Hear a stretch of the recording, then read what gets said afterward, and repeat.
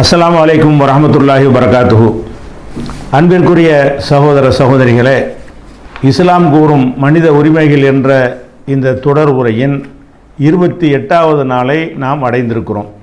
நேற்றைய தினம் நம்மிடத்தில் பணி செய்யக்கூடிய ஊழியர்கள், வேலைக்காரர்கள், இவங்கள்ட்ட எப்படி நடந்து கொள்ள வேண்டும், அவர்களுக்குரிய உரிமை என்ன என்பதன் ஒரு பகுதியை பார்த்தோம். அடுத்தபடியாக நம்மிடத்தில் வேலை செய்யக்கூடிய, கூலிக்கு வேலை செய்யக்கூடியவர்களுக்கு நம்ம சரியான முறையில் கூலியை வழங்கி அவங்களுக்கு என்ன அநீதியும் இழைக்காமல் இருந்தோம் என்று சொன்னால் அதுக்கு நமக்கு இந்த உலகத்திலையும் அதனால் நமக்கு அனுகூலம் இருக்கிறது, மறுமையிலே நம்ம அதன் மூலமாக வெற்றி பெற முடியும் என்று இஸ்லாம் வழிகாட்டுகிறது. இதற்கு ஆதாரமாக ஏற்கனவே உங்களுக்கு சொன்ன ஒரு சம்பவம் தான், புகாரியில் வரக்கூடிய ஒரு சம்பவம். ஒரு மழையின் காரணமாக பயணித்து கொண்டிருந்தவர்கள் ஒரு குகையில் போய் ஒதுங்கி விடுவார்கள். அவங்க உள்ளே போன உடனே மேலே இருந்து ஒரு பாறை உருண்டு வந்து குகையின் வாசலை அடைத்து விடும். அதை 3 பேர் சேர்ந்து தள்ள முடியாது.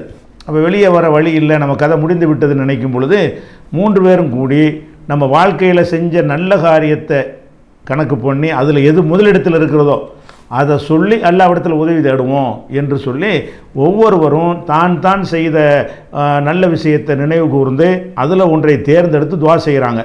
அதில் முந்தி இதை சொல்லும் பொழுது பெற்றோரை பணிவிட செஞ்சார் இல்லையா ஒருத்தர், அவர் அதை நான் தாய் தந்தையரை நல்லபடியாக கவனிச்சுக்கிட்டேங்கிறத சொன்னதை பார்த்தோம். அதில் 3வது ஒரு ஆள் என்ன செய்வார்னு கேட்டால், அவர் அல்லாட்ட துவா செய்வார், இறைவா நான் சில ஆட்களை கூலிக்கு வேலைக்கு அமர்த்தினேன், எல்லாருக்கும் நான் வேலைக்கு கூலியை கொடுத்துட்டேன், ஒரே ஒரு ஆள் மட்டும் கூலியை வாங்காமல் போனவர் காணாம், அப்புறம் அந்த கூலி என்கிட்ட இருந்துச்சு, அப்போ அவருடைய அந்த கூலியை ஒரு முதலீடாக நான் ஆக்கினேன், அவர் வாங்கிட்டு போகாத கூலி இருந்ததுனால அதை முதலீடு ஆக்கின உடனே அதிலிருந்து ஹத்தா கசரத்து மினுல் அம்பால், அதில் நிறைய செல்வங்கள் பெருகியது. அப்போ ரொம்ப காலத்துக்கு பிறகு அவர் வருகிறார், யா அப்துல்லா அத்தி இளைய அஜிரி, அடியானே அல்லாவுடைய அடியானே என் கூலியை கொடுத்துரு என்று கேட்குறார். நான் சொன்னேன், குல்லு மா தராமின் அஜரிக்க மினல் ஈபலி ஒல் பக்கரி ஒல் கனமி ஒரு ரக்கிக்கு, நீ பார்க்குற இந்த ஆடு மாடு ஒட்டகம் அடிமை இது எல்லாமே உனக்கு உள்ளதுதான்ப்பா என்று நான் சொன்னேன். அப்போது அந்த அடியான் சொன்னார், யா அப்துல்லா லா தஸ்தஹிபி, அல்லாவுடைய அடியானை என்னை கேலி செய்யாத. இப்போ கேலி தான் நினைப்பாங்க, இவர் கொடுக்க வேண்டிய கூலியை கேட்டால் அந்த ஆடு மாடு எல்லாத்தையும் எடுத்துகிட்டு போனால் அவர் கிண்டல் பண்ணுறாரு நினச்சிக்கிட்டார், என்னை கிண்டல் பண்ணாதே. அப்புறம் என்ன செய்ய, கிண்டல்லாம் இல்லைப்பா நான் நிஜமாக தான் சொல்கிறேன் அப்படின்னு சொல்லி விவரத்தை நான் விளக்கினோன்னே ஒன்று கூட மிச்சம் இல்லாமல் எல்லாத்தையும் எடுத்துக்கொண்டு போய்விட்டார்.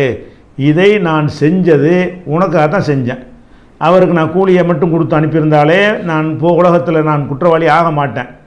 அது கூலியை கூட இல்லைன்னு சொன்னால் கூட யாரும் ஒன்றும் செய்ய முடியாது. அப்படி இருக்கும்போது அவன் கூலியை நான் கூலியை மட்டும் கொடுத்தா போதும், அதையும் தாண்டி அவன் கூலியை நான் முதலீடாக போட்டது எனக்கும் அல்லாஹ்வைய உனக்கு தான் தெரியும், உலகத்தில் எவனுக்கும் தெரியாது. அப்படி இருக்கும் பொழுது இவனுக்காகத்தான் இந்த தொழிலில் நான் முதலீடு செஞ்சுருக்கேன்ட்டு எனக்கு மட்டும் தெரிஞ்ச ஒரு விஷயமாக இருந்தாலும் உனக்கும் தெரியுமே என்று பயந்து நான் இப்படி நடந்துக்கிட்டேன்ல, அது உனக்காகத்தான் நான் செஞ்சேன், இதில் எந்த விதமான பெருமையோ வேறு எந்த நோக்கமும் எனக்கு இல்லை, இது மெய்யாக இருந்தால் எங்களை இந்த துன்பத்திலிருந்து காப்பாற்று என்று சொன்ன உடனே அல்லாஹ் காப்பாற்றுறான். இதுதான் இந்த புகாரில் 2272வது ஹதீஸில் வரக்கூடிய இந்த 3வது பிரார்த்தனை செய்தவருடைய பிரார்த்தனை. இதில் நம்ம என்ன விளங்குறோம் என்று சொன்னால், ஒரு கூலிக்காரன் தானே அவனுக்குள்ள நியாயத்தையும் கரெக்டாக வழங்கணும் என்று என்ன செய்யணும், நம்ம நினைக்கணும். அவன் விஷயமாக நல்லதை நாட வேண்டும். கூலி வாங்காமல் போய்விட்டான் என்று சொன்னால் அதை எடுத்து வச்சு நம்ம செலவழிச்சிட்டு அன்றைக்கி வந்தால் தந்திருப்பேன் இப்போ செலவாகி போச்சு என்று சொல்லக்கூடிய ஒரு காலகட்டத்தில் அந்த கூலியை எடுத்து பத்திரமா வச்சு இருந்தாலே ஒரு நேர்மையாளர் இருப்பார். அதை ஒரு முதலீடு பண்ணி அவன் திருப்பி ஒரு சும்மான இந்த காசு இருக்குது அதை ஒரு முதலீடு பண்ணோம்னா அது பண்ணாங்க பெருகுமே, அந்த மாதிரி அவர் நினைத்து என்ன செய்கிறாருன்னா பெருகக்கூடிய வழியில் அதை முதலீடு செஞ்சு நல்லபடியாக கொடுக்குறாருன்னு சொன்னால், அப்போ இதை ஒரு அல்லாஹ் எப்படி எடுக்கிறான், ஒரு ஊழியன்ட்ட ஒரு தன்னுடைய பணியாளர்கிட்ட அல்லது வாடகைக்கு கூலிக்கு ஆள் பிடிச்சவன்ட்ட எப்படி எவ்வளோ நேர்மையாக ஒரு மனுஷன் நடந்திருக்கான்னு சொல்லும் பொழுது அல்லாஹ் சந்தோஷப்பட்டு இந்த பிரார்த்தனை ஏற்றுக்கொண்டு அதிசயமான முறையில் அவங்களுக்கு உதவியை செய்து அந்த குகையிலிருந்து அந்த பாறையை கீழே விழ செய்து அவங்கள அல்லாஹ் நல்லபடியாக காப்பாற்றி வெளியே கொண்டு வந்தான்னு சொன்னால், அப்போ கூலிக்காரன் தானேன்னு சொல்லி மட்டமாக நினைக்கக்கூடாது, அவங்களுக்கு உள்ள உரிமையை நம்ம பார்க்க வேண்டும். இன்னும் சொல்லப்போனால் நம்முடைய பணியாளர்களாக இருக்கக்கூடியவர்களுக்கு அந்த கூலியில் மோசடிலாம் செய்கிறாங்க. பேசின கூலி ஒன்றா இருக்கும், அதை குறைச்சி கொடுக்கறது, அதை வேலை செஞ்சு முடித்த பிறகு நாளைக்கு வா என்று சொல்வது. அப்போ அந்த மாதிரி எல்லாம் சொல்லக்கூடிய ஒரு காட்சியை பார்க்குறோம். அல்லது 2-3 நாள் சென்று ஒரு தாமதமாக வந்தான் என்று சொன்னால் அந்த கூலியை வாங்காமல் நீ அன்னைக்கே வந்திருக்க வேண்டியதானே, செலவாகி போச்சு என்று சொல்வது. அப்போ இந்த மாதிரி நம்மள்கிட்ட உழைத்து சம்பாதிக்கிறவனாக இருக்கிறான், பிச்சை கேட்கல, அவன் உழைத்து நமக்கு ஒன்றை தந்திருக்கிறான், அந்த உழைப்பை நம்ம பெற்று நம்ம ஒரு ஆதாயத்தை அடைந்த பிறகு கூலி கொடுக்கலன்னு சொன்னால் அது அல்லாஹ் எப்படி எடுக்கிறான்னா கடுமையான ஒரு சீரியஸாக எடுக்கிறான். ஒரு பணக்காரன்ட்ட ஒருத்தன் மோசடி செய்கிறதையும் ஒரு கூலிக்காரன்ட்ட மோசடி செய்வதையும் அல்லாஹ் வந்து சமமாக பார்க்கலை. இதை வந்து கடுமையான விஷயமாக அல்லாஹ் பார்க்குறான். ரசூல் ஸல்லல்லாஹு அலைஹி வஸல்லம் சொல்கிறாங்க, அல்லாஹ் சொல்வதாக சொல்கிறாங்க. எப்படி சொல்கிறாங்க? சலாசத்துன் ஆனால் ஹஸ்முஹும் யௌமுல் கியாமா, 3 பேர் விஷயமாக நானே வழக்கு தொடுப்பேன். நீதிபதி அல்லாஹ் தான். அல்லாஹ் என்ன சொல்கிறான்டா, நானே அவன் சார்பாக வழக்கு தொடுத்து நானே தீர்ப்பு அளிப்பேன்டா. என்ன அர்த்தம்? 100% நியாயம் கிடைக்கும் அவனுக்குன்னு அர்த்தம். அப்போ சலாதத்தும் ஆனால் ஹஸ்முஹும் யௌமுல் கியாமா, கியாமத்து நாளையில் 3 பேர் விஷயமாக நானே அவர்களுக்காக வழக்காடுவேன். ஒருவன் யார் என்று சொன்னால், என்னை நம்பி என் பெயரை சொல்லி ஒரு பொருளை கொடுக்கப்பட்டிருக்கும் பொழுது அதில் மோசடி செஞ்சவன். சும்மா இதை வச்சுக்கன்னு சொல்லி கொடுக்குறோம், இல்லைன்னு சொல்லிட்டானா அதுவும் தப்பு. இது அல்லாஹ்வை சாட்சியாக்கி சொல்கிறேன், அல்லாஹ்வின் பேரில் அவனை ஒப்படைக்கிறேன் அப்படின்னு சொன்ன பிறகு, அவன் அல்லாஹ் பேரில் நான் கரெக்டாக நிறைவேற்றுவேன்னு சொன்ன பிறகு அதில் மோசடி பண்ணிட்டான்னு வைங்க, இந்த பாதிக்கப்பட்டவன் சார்பாக நான் வந்து வாதாடுவேன் என்று அல்லாஹ் சொல்வதாக நபிகள் நாயகம் ஸல்லல்லாஹு அலைஹி வஸல்லம் சொல்கிறாங்க. அதே மாதிரி 1வது ஆள். 2வது ஆள் யாருன்னு கேட்டால், அந்த காலத்தில் அடிமைகள் இருந்தாங்க. அடிமைகள்னா யார்? போர்க்களத்தில் சண்டைக்கு வருவாங்க, தோற்று போயிடுவாங்க. தோற்று போன ஆளுக்கெல்லாம் பிடித்து அடிமைகளாக பயன்படுத்தி கொள்வார். அப்போ சிறையெல்லாம் கிடையாது, ஜெயிலில் கொண்டு வச்சோம்னா நாட்டுக்கு தாங்காது பொருளாதாரம். அதுக்காண்டி கைதிகளாக பிடிக்கப்பட்டவங்கள அடிமைகளை என்ன செஞ்சுருவாங்க, அங்கே கொடுத்துருவாங்க. அடிமைகளை வந்து ஆடு மாடு மாதிரி விற்குவாங்க, வாங்குவாங்க. இது மாதிரிலாம் இருந்துச்சு. அப்போ இது அவன் செஞ்ச போருக்கு போன காரணத்தினால் ஏற்பட்ட அந்த ஒரு நிலைமை. ஆனால் அடிமையாக இல்லாதால என்ன செய்வாங்கன்னா, சில பேர் பிடிச்சிக்கிட்டு போய் யாரும் தெரியாத நேரத்தில் சின்ன பையனை கடத்திட்டு போகிறாங்க. அந்த காலத்தில் பிச்சைக்காரங்க கடத்திட்டு போகிறாங்க இல்லையா, அந்த மாதிரி கடத்தி கொண்டு போய் அடிமை சந்தையில் விற்றுப்படுவாங்க. இது வந்து பயங்கர குற்றம். அவன் அடிமை இல்லாமல் இருக்கிறான், அடிமை இல்லாத சுதந்திரமாக வாழக்கூடிய ஒரு மனிதனை பிடித்து கொண்டு போய் அடிமையாக விற்றீங்கன்னு சொன்னால் அவன் சார்பாக நான் வந்து வழக்காடுவேன். ஒரு ஜுலுன் பா ஹுர்ரன், ஒரு ஹுர்ராக சுதந்திரமானவனாக இருக்கிறவனை எவன் விற்பனை செய்து ஃபக்கல தமனகு, அந்த கிரயத்தை சாப்பிடுகிறானோ அவன் சார்பாக சாப்பிடுகிறானோ அந்த சுதந்திரமானவன் சார்பாக நான் வந்து வழக்காடுவேன் அப்படின்னு நல்லா சொல்கிறான். 3வதாக ஒரு அஜுன் இஸ்தாஜர் அஜீரன், ஒருத்தன் ஒரு கூலிக்கு ஒரு ஆளை அமர்த்துகிறான். அமர்த்தி ஃபஸ்தௌஃபா மின்ஹு, அவங்ககிட்ட இருந்து வேலையை முழுசாக வாங்கி கொள்கிறான். வலம் யூத்திகி அஜரஹு, அவனுக்கு கூலியை கொடுக்கல, இவன் சார்பாக நான் வாதாடுவேன். அப்போ கூலிக்கு நம்மள்கிட்ட வேலை செய்கிறவனுக்கு சம்பளம் கொடுக்கவில்லை என்று சொன்னால், அந்த கூலியை ஊதியத்தை கொடுக்கவில்லை என்று சொன்னால், அதுக்கு எல்லாம் என்ன செய்வாங்கிறான், நான் வாதாடுவேன் அவனுக்காக என்று சொன்னால், அப்போ எவ்வளோ சீரியஸான ஒரு குற்றமாக எடுத்துக்கொள்கிறான். யாருடைய உரிமை எடுக்கக்கூடாது, ஆனால் இவன் உரிமை எடுக்கிற பெரிய பெரிய குற்றத்தில் வந்துடும். அந்த மாதிரி இது புகாரியில் 2270வது ஹதீஸில் இருக்கிறது. இந்த மாதிரியான ஒரு அடிப்படையில் நம்ம என்ன செய்யணும், கூலிகள் விஷயத்தில் ரொம்ப அல்லாஹ்வை அஞ்சு கொள்ள வேண்டும். நம்மளை வந்து நம்மகிட்ட பணியாளரை வைத்து கொள்கிற அளவுக்கு அல்லாஹ் வாய்ப்பை தந்திருந்தான் என்று சொன்னால் அதை வச்சு நம்ம சொர்க்கத்துக்கும் போகலாம், அவனை நடத்துகிற விதத்தை வைத்து நம்ம நரகத்துக்கும் போயிடலாம். அல்லாஹ் நமக்கு எதிராக வாதிட்டவனை வந்துட்டு நரகத்துக்கு தானே போவோம். அப்போ அந்த அளவுக்கு அஞ்சு என்ன செய்யணும், நம்ம பணியாளர்களை வைத்திருக்கக்கூடியவர்கள் கொஞ்சம் அடக்கமாகவும் அல்லாஹ்வுக்கு பயந்து அவங்களும் மனிதர்களான் என்பதை உணர்ந்து நடந்து கொள்ள வேண்டும். இது ஒரு விஷயம். அதே மாதிரி வந்து நம்ம வேலைக்கு போகிறதா இருந்தால், அதாவது கூலியை பேசியும் போகலாம், பேசாமையும் போவாங்க. எதுக்கு பேசாமல் போவாங்கன்னு கேட்டால், ஊர் உலகத்தில் இதுதான் கூலின்னு ஒரு அறியப்பட்ட விஷயமா இருக்கும். அந்த மாதிரி விஷயத்துக்கு என்ன செய்ய மாட்டாங்க, பேசிக்கிற மாட்டாங்க. உதாரணமாக சித்தாளுக்கு இதான் கூலி, கொத்தனாருக்கு இதான் கூலி அப்படின்னு அந்த ஊரில் ஒரு வளமை இருக்கும். அப்படி வளமை இருந்துச்சுன்னு சொன்னால், வாங்க ஒரு சித்தாளுக்கு தேவைன்னா பாட்டு வந்துடுவாங்க, எவ்வளோன்னு பேச தேவையில்லை. ஏன்னு கேட்டால் அந்த ஊரில் உள்ள வழக்கத்தை வச்சு தெரிஞ்சுக்கொள்வாங்க. அப்படி வழக்கம் இல்லாத விஷயமா இருந்தால் பேசிக்கொள்ளணும். ஒரு கூலி கூப்பிட்றதா இருந்தால் எவ்வளோ தருவீங்க, என்ன வேலை, இந்த வேலைக்கு என்ன கூலி, எவ்வளோ டைம் வேலை பார்க்கணும், அதுக்கு என்ன கூலி, அது டைமு முக்கியம் இல்லை, அது வேலை தான் முக்கியம்னா என்ன வேலை நான் பார்க்கணும், அதுக்கு என்ன கூலி அப்படின்னு என்ன செய்யணும்னு கேட்டால், அதை வந்து நம்ம பேசி அதுக்கு என்ன செய்யணும், அதை வந்து நம்ம இது பண்ணணும், கூலியை பேசிக்கிறணும். இது வந்து ரசூல் ஸல்லல்லாஹு அலைஹி வஸல்லம் காலத்தில் மூசா நபி அவங்க சம்பவத்தை எல்லாம் சொல்லி காட்டுறான்.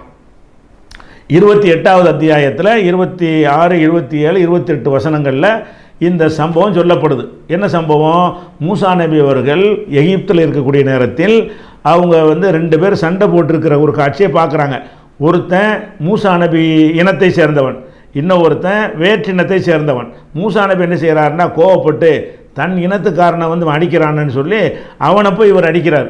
ஓங்கி ஒரு குத்து விடுறாரு. உடனே அவன் இறந்து போய் விடுகிறான்.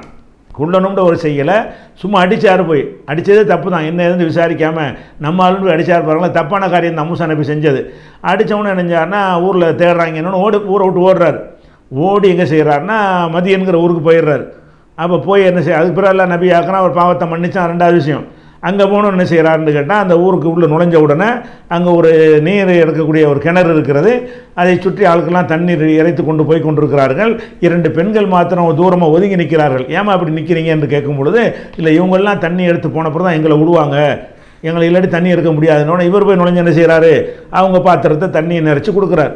இதை போய் என்ன செய்கிறாங்கன்னா வீட்டில் போய் சொன்ன, இவ்வளோ சீக்கிரம் வந்துட்டீங்களேன்னு சொன்ன உடனே அவர் தகப்பனார் என்ன செய்கிறாருன்னா அந்த விஷயத்தை சொன்ன கூட்டிகிட்டு வாங்கினோடனே வந்து கூட்டிகிட்டு போகிறாங்க.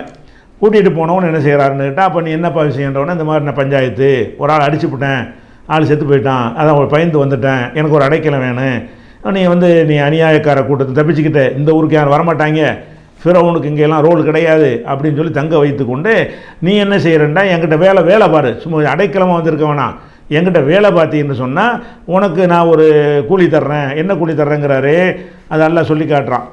அதாவது இன்னி உரியது அன் உன்கிஹ கைஹுதா இப்னதைய ஹாத்தைனி, எனக்கு இந்த 2 பொம்பளை பிள்ளைங்க இருக்குது, இதில் ஒரு பெண்ணை உனக்கு நான் மனம் முடித்து தருகிறேன். அலா அன் தவஜுரணி சமானிய ஹிஜஜின் 8 ஆண்டுகள் எனக்கு நீ கூலி வேலை பார்க்கணும்.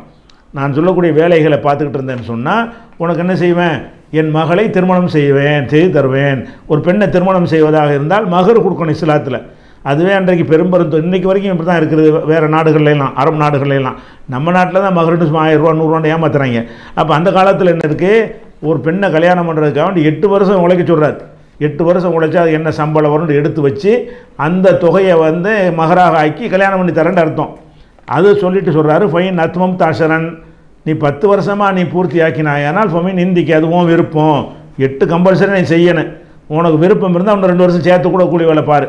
அது சாப்பாடு போக்குவரத்து தந்துடுவாரே தவிர அந்த கல்யாணம் பண்ணுறதுக்காக வேண்டி ஊதியம் கொடுக்க மாட்டார். அதுதான் மகர் என்று சொல்லி செஞ்சார்னு பார்க்குறோம். அப்போ இந்த திருமணம் செய்வதற்காக வேண்டி, அதுக்கு மகர் என்பதற்காக வேண்டி அந்த கூலியை பேசிக்கொள்கிறார்ல. 8 வருஷம் வேலை செஞ்சுட்டு எவ்வளோ சம்பளம்னு பின்னாடி கேட்காம முதல்ல சொல்லிடுறாருல. இங்கே தங்கி இருக்கும் பொழுது உணவு அதெல்லாம் கொடுத்துருவாங்க, அது ஒரு விஷயம்.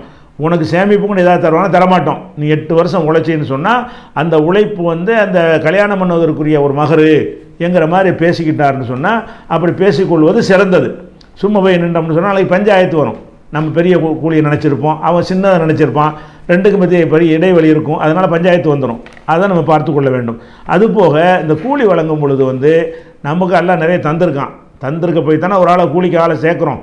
இல்லை நம்மளை அவனை மாதிரி நம்ம கூலிக்கு போயிருப்போமே, நம்ம யாரையாவது வேலைக்கு வச்சோம்னு சொன்னால் அவனை விட நம்மளை எல்லாம் கொஞ்சம் மேல்நிலையில் வைத்திருக்கிறான் என்பது அதுக்கு அர்த்தம். அப்படி இருந்தால் அவனுடைய வேலைக்கு என்ன செய்யணும்னு கேட்டால் கொஞ்சம் தாராளமான கூலியாக கொடுக்கணும். ஸோ கூலிக்காரன்ட்ட போய் ரொம்ப பேரம் பேசுகிறது, 20 ரூபா வாங்கிக்கிறியா, 5 ரூபா வாங்கிக்கிறியா, ஒரு ஸ்டவ்வை ரிப்பேர் பண்ண போனோம்னா எவ்வளோன்னு சொன்னால் அதை வச்சு வாழ்க்கை நடத்துகிறான். ஏதோ 5 போயிட்டு கொண்டு விட வேண்டியது தானே. அதில் எல்லாம் போய் என்ன செய்கிறதுன்னு கேட்டால் ஒரு சர்வீஸுக்கு கொடுத்தோம்னு சொன்னால் அவங்க உழைத்து சாப்பிட்றாங்க. எத்தனை பேர் இந்த மாதிரி நம்மளை மாதிரி போக போகிறாங்க அந்த வேலைக்கு. அப்போ அதில் ஒரு வருமானம் அவனுக்கு போதுமானதாக இருக்காது. இதை நம்மளை மாதிரியான ஆளுக்கு போய் கொடுப்பதன் மூலமாக தான் வாழ முடியும். அப்படியான மக்கள்கிட்ட போய் என்ன செய்கிறாங்கன்னா ரொம்ப அற்பமாக என்ன செய்கிறது, அவங்கள்ட்ட மிச்சம் முடிச்சு பணக்காரனாலும் நினைக்கிறாங்க. அந்த உழைப்பாளிகளுக்கு என்ன செய்யணும்னு கேட்டால் அவங்க உழைப்பை உணர்ந்து ஒரு போதுமான ஒரு கூலியை கொடுக்க வேண்டும். ரசூல் ஸல்லல்லாஹு அலைஹி வஸல்லம் அவர்களுக்கு அபு தைபான் ஒரு ஆள் என்ன செய்கிறாருன்னு கேட்டால், அவர் இந்த சவரம் இந்த முடி திருத்தும் வேலை செய்யக்கூடியவராக இருக்கிறார். அவர் ரசூலுல்லாஹ்வுக்கு முடியெல்லாம் திருத்தி வெட்டி விடுறார். முடிஞ்சவொன்னு என்ன செய்கிறாங்க, ரசூல் ஸல்லல்லாஹு அலைஹி வஸல்லம் அவர்கள் அவருக்கு 2 சா அல்ல ஒரு சான்னு சொன்னால் இந்த மாதிரி ஒரு கையில் அல்றம்ல, இது மாதிரி 4 மடங்கு சேர்ந்தால் ஒரு சா, 8 மடங்கு சேர்ந்தால் 2 சாண்டு வரும். 4 மடங்குன்னா ஒரு 2.5 கிலோ வரும். 4 மடங்கு இப்படி அள்ளி போட்டிங்கன்னா என்ன வரும், 2.5 கிலோ ஒரு பேரிச்சம்பழமாக இருந்தால் ஒரு 3 கிலோட வரும். அப்போ அந்த அளவுக்கு உள்ளது என்ன செய்கிறாங்கன்னு கேட்டால் ஒரு கூலியாக கொடுக்குறாங்க. ஒரு 3 கிலோ பேரிச்சம்பழம் என்ன ரேட்டு, இன்றைக்கி 200 ரூபா ஒரு கிலோ பேரிச்சம்பழம். 3 கிலோ பேரிச்சம்பழம் 600 ரூபாயாச்சு. அப்போ ஒரு முடிதிருத்தவருக்கு உரிய கூலியாக ரசூல் என்ன கொடுக்குறாங்கன்னு கேட்டால், சும்மா அற்பமாக கொஞ்சோன்னு காசு கொடுக்காம, ஒரு 5 ரூபா 10 ரூபா கொடுக்காம, ஒரு 25 ரூபா 50 ரூபா மதிப்புள்ள பொருள் கொடுக்காம எவ்வளோ கொடுக்குறாங்க, 2.5 கிலோ அரிசி தானியமாக இருந்தால் 2.5 கிலோ, பேரிச்சம்பழம் மாதிரியான வெயிட்டு கூடின ஈரப்பதம் உள்ள உணவுகளாக இருந்தால் 3 கிலோ வந்துடும். அப்போ 3 கிலோ அளவுக்கு இன்னொரு அறிவிப்பில் 2 சாண்டு வருது. இப்போ 6 கிலோ 6 கிலோன்னு 1200 ரூபா ஆயிடுச்சு. அப்போ சாதாரண ஒரு சின்ன ஒரு சவர வேலை செஞ்சதற்காக வேண்டி என்ன செய்கிறாங்க, ரசூல் ஸல்லல்லாஹு அலைஹி வஸல்லம் அவர்கள் தாராளமாக அந்த கூலியை கொடுக்குறாங்க. அப்போ இதில் நம்ம என்ன கற்றுக்கிறோன்னு, அந்த மாதிரி வேலை செய்யக்கூடியவங்க வந்து யார் அதிகமான பேர் அந்த வேலையை செய்ய முன் வர மாட்டேங்கிறாங்க, அதை ஒரு இழிவாக நினைக்கிறாங்க. அப்படியான ஒரு மக்களாக இருக்கும் பொழுது அவங்களுக்கு ஒரு கண்ணியமான முறையில் அதில் வந்து அவங்களுடைய வாழ்க்கை தரம் உயருகிற வகையில் அவர்களுக்கு கூலியை கொடுத்தா தான் அவங்களும் கொஞ்சம் மேல்நிலைக்கு வருவாங்க. காலமெல்லாம் அவனை கீழே போட்டு மிதிச்சிக்கிட்டு இருக்கக்கூடாது என்பதற்காக நபிகள் நாயகம் ஸல்லல்லாஹு அலைஹி வஸல்லம் அவர்கள் அந்த மாதிரி என்ன செய்கிறாங்கன்னா அழகான கூலியை கொடுக்குறாங்க. அதே மாதிரி வந்து கூலி கொடுப்பதில் வந்து அவங்க ஏன்னா அவங்களுடைய உழைப்பு கொண்டு தான் நம்ம வந்து பணக்காரனாக இருக்கும், அதை விலையும் கொள்ள வேண்டும். ரசூல் ஸல்லல்லாஹு அலைஹி வஸல்லம் அவர்கள் வந்து மதீனாவுக்கு பக்கத்தில் ஹைபர்னு ஒரு பகுதி இருக்குது. அந்த ஹைபருங்கிற பகுதியில் யூதர்களுடைய ராஜ்யம், யூதர்களுடைய ஆதிக்கம், அவங்க தனியாக இருந்துக்கிட்டு இருக்கிறாங்க. அதில் கோட்டையெல்லாம் கட்டி அவங்க ஒரு அரசாங்கமே நடத்தி கொண்டிருக்கிறார்கள். அவர்கள் என்ன செய்வார்கள்னு கேட்டால், ரசூல் ஸல்லல்லாஹு அலைஹி வஸல்லத்துக்கு பக்கத்து நாடாக இருக்கிறதுனால நிறைய இடைஞ்சல் பண்ணுவார்கள். மக்காவுடைய காஃபிர்களுக்கு தகவல் கொடுக்குறது, அவங்களோட சேர்ந்து அவங்க யுத்தத்துக்கு வரும்பொழுது இவங்களும் சேர்ந்துக்கிட்டு வந்து நம்ம மேலே தாக்குறது, இந்த மாதிரியான வேலைகள்லாம் செஞ்சுக்கிட்டு இருந்தாங்க. அப்போ ரசூல் ஸல்லல்லாஹு அலைஹி வஸல்லம் இவங்களுடைய அத்துமீறல் அதிகமாகி போன உடனே ஹைபர் மீது படையெடுத்து சென்று என்ன செய்கிறாங்க, அதை முற்றுகையிட்டு அதை வெல்றாங்க, ஜெயிக்கிறாங்க. ஜெயித்த பிறகு என்னவாயிரும், அந்த பகுதி வந்து நமக்கு சொந்தமாகி போயிடும். அந்த தனித்தனி நபர்களுக்குரிய வீடு வாசல்லாம் அவங்களுக்குரியதாக இருக்கும். பொதுவாக இருந்த அரசுக்கு சொந்தமாக இருந்த அது எல்லாமே அந்த அரசுக்கு சொந்தமாக இருந்து இந்த அரசுக்குள்ளதாக மாறிக்கணும். அப்போ என்ன செய்கிறாங்க, அந்த மாதிரி கிடைச்ச நிலத்தை வந்து ரசூல் ஸல்லல்லாஹு அலைஹி வஸல்லம் அவர்கள் அந்த போரில் பங்கெடுத்தவங்களுக்குலாம் என்ன செய்கிறாங்க, நீ 1 ஏக்கர் வச்சுக்க, நீ 2 ஏக்கர் வச்சுக்கேன்னு அவங்களுடைய தரத்துக்கு தகுந்தவாறு ரசூலுல்லாஹ்வுக்கு எது நியாயம்னு பட்டுச்சோ அந்த மாதிரி பிரித்து என்ன செய்கிறாங்க, கொடுக்குறாங்க. கொடுத்துட்டு இங்கேருந்து போய் அங்கே போய் விவசாயம் பண்ண முடியுமா, அங்கே பேரிச்சம் தோப்புகள் இருக்கும், அதில் போய் நம்ம அதை பராமரிக்கணும், இதெல்லாம் செய்ய முடியுமான்னா நம்ம மதீனாவிலேருந்து போய் செய்ய முடியாது. அதுக்கு என்ன செய்கிறாங்கன்னு கேட்டால், போரில் ஜெயித்த பிறகு அவங்களே கூப்பிட்றாங்க, யூதர்களை கூப்பிட்டு இந்த மாதிரி இருக்குது, எங்கள் ஆட்களுடைய நிலம்லாம் இங்கே இருக்குது, நாங்கள் அரசாங்கத்துக்குள்ளெல்லாம் இவங்களுக்கு கொடுத்துட்டோம், நீங்கள் வந்து உங்களுக்கும் ஒரு வேலை வாய்ப்பு வேணும், நீங்கள் இதில் வந்து வேலை வாய்ப்பு நீங்கள் வந்து என்ன செய்யணும், இந்த தோட்டத்தை பராமரிக்கணும், அதில் உற்பத்தி ஆக்கணும், அப்படி நீங்கள் அந்த வேலைக்கு பொறுப்பேற்றுக்கிட்டீங்கன்னு சொன்னால் உங்களுக்கு நமக்கு அக்ரிமெண்ட்டு. என்ன அக்ரிமெண்ட்டு, ஒட்டு மொத்தமாக எல்லாருக்கும் அக்ரிமெண்ட் போட்டாங்க, இதில் தனித்தனி நபர்களுக்கு போடலை. அப்போ யார் உங்கள்கிட்ட நிலத்தை தந்தாலும் நீங்கள் உற்பத்தி பண்ணுவதில் பாதி உங்களுக்கு, அந்த நிலத்துக்கு உடைமையாளருக்கு பாதி, இதுக்கு ஒத்துக்கிறீங்களான்னு கேட்டு அந்த சமுதாயமாக ஒப்பந்தம் பண்ணிடுறாங்க. அதுக்கப்புறம் என்ன செய்வாங்க, ஒவ்வொரு சகாபியும் 2 ஏக்கர் உள்ள ஒருத்தர் ஒரு யூதர்கிட்ட போய் பேசுவார், நமக்கு 2 ஏக்கருக்கு நீ பராமரிக்கிறியா, ஓகே, அப்போ ஆளுக்கு பாதி எடுத்துக்கிடுவோம் இப்படின்னு சொல்லி ரசூல் ஸல்லல்லாஹு அலைஹி வஸல்லம் செய்கிறாங்க. அப்போ ஒன்றுமே செய்யாமல் இடம் முதலில் எல்லாம் செலவு நம்ம செஞ்சுட்டு இருக்கும்போது வெறுமனே உழைப்பு மட்டும் செய்கிறாங்கல்ல, அதெல்லாம் மட்டமாக நினைக்கிறோமா இல்லையா? இந்த விவசாயிகளுடைய உழைப்பை வைத்து கொண்டு அந்த நிலச்சுவாந்தார்கள்லாம் பெரிய மிராசுகளாகலாம் இருந்த ஆட்சியை பார்க்குறோம், அப்படிலாம் இருந்திருக்கிறாங்க. இங்கே என்ன நடக்குதுன்னு கேட்டால், இவனுக்கு கிடைக்கிது அவனுக்கு கிடைக்கிது. அதாவது உழைப்பாளிக்கு என்ன கிடைக்கிறதோ அதுதான் அந்த முதலாளிக்கும் கிடைக்கிறது. நிலச்சுவாந்தாரெலாம் இருக்க முடியாது. அப்போ பாதிக்கு பாதிங்கிற அளவில் ரசூல் ஸல்லல்லாஹு அலைஹி வஸல்லம் என்ன செய்கிறாங்கன்னு கேட்டால், அதுக்கு இதெல்லாம் அந்த உழைப்பை மதிக்கிறது. அவன் கஷ்டப்பட்டு உழைச்சாது நம்ம நிலத்தை மட்டும் வந்து நாக்கு வலிக்க முடியும், நிலத்தை மட்டும் வச்சு என்ன செய்கிறது, அவன் வயலில் இறங்கி பாடுபட்டு உழைச்சா தான் நமக்கே உணவு கிடைக்கும். அப்படிங்கிறத உணர்ந்தோம் என்று சொன்னால் நம்ம எப்படி நடக்கணும், நியாயமான முறையில் அவங்களுக்கு என்ன செய்யணும், கொடுக்க வேண்டும். இது புகாரியில் 2285வது ஹதீஸில் இருக்கிறது. அது மாதிரி இந்த வேலையாளர்களை நம்ம எப்போவுமே என்ன செய்கிறதுன்னு கேட்டால், ஒரு அற்பமாகவே கருதுறது, அவங்கள ஒரு மனித இனமாகவே கருத மாட்டேங்கிறாங்க. நம்மள்கிட்ட வேலை பார்க்குறான், நமக்கு விசுவாசமாக இருக்கிறான், நம்ம சொன்ன வேலையெல்லாம் செய்கிறான் அப்படின்னு சொன்னால் அது எப்படி விளக்க வேண்டும், நமக்கும் உதவியாக இருக்கிறான் என்று விளங்க வேண்டும். அவன் இல்லைன்னா நம்ம தான் போய் என்ன செய்யணும், போய் டீயை போய் வாங்கிட்டு வரணும், சாப்பாட்டுக்கு நம்ம தான் ஹோட்டலுக்கு போயிட்டு வரணும். அப்போ நம்ம சார்பாக அவன் போயிட்டு வர்றாங்கும் போது நம்ம சுமையை அவன் சுமந்து கொள்கிறான ஒரு உதவியாளன்.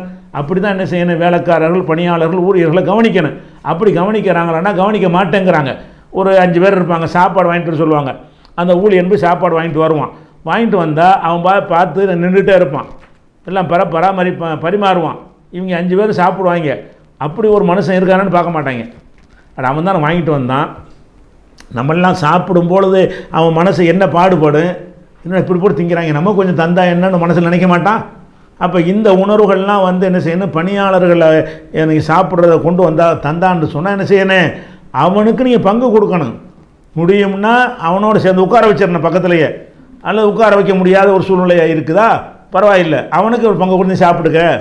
அதை ரசூல் ஸல்லல்லாஹு அலைஹி வஸல்லம் சொல்கிறாங்க, இதா அத்தா அஹதுக்கும் ஹாதிமுஹு பி தாமிஹி, ஒருத்தருடைய பணியாளர் அவருக்கான உணவை கொண்டு வந்தார் என்று சொன்னால் இல்லம் யுஜுலிசுகும் ஆகு, தன்னோடு உட்கார வைத்து கொள்ளட்டும். அப்படி உட்கார வைக்க முடியவில்லை என்று சொன்னால் ஃபல் யுனாவிலுஹு லுக்மத்தன் லுக்மத்தைனி, ஒரு கவனம் 2 கவனம் உணவு அவருக்கு எடுத்து கொடுக்கட்டும்.